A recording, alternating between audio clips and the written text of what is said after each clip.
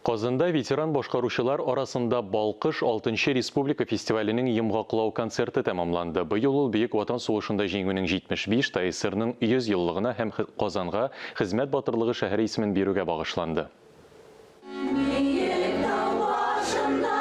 Ләйсән вокаль ансамблендә катнашучылар бу җырны ел буена репетициядә күп тапкырлар җырлаганнар. Җыр аһәңле яңгырасын, һәркемнең күңеленә барып ирешсен өчен тырышканнар. Ансамбль фестивальдә беренче тапкыр. Иң өлкән башкаручыга 79 яшь.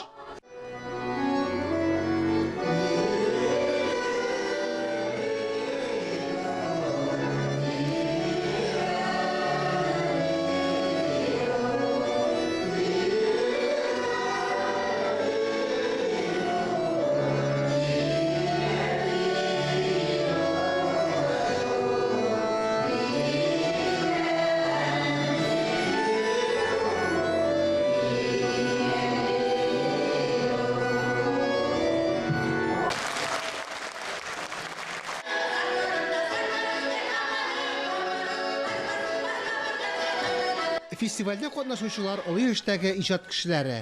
Башта республика шәһәрләре һәм районнарында сайлап алу турлары узды.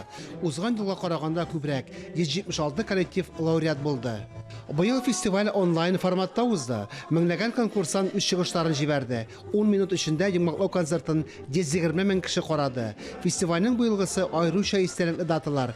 Җиңүнең 75 еллыгына, ТСРның 100 еллыгына, Казанга хезмәт батырлыгы шәһәре исемен бирелүгә багышланды. Бу өлкән буын казанышы.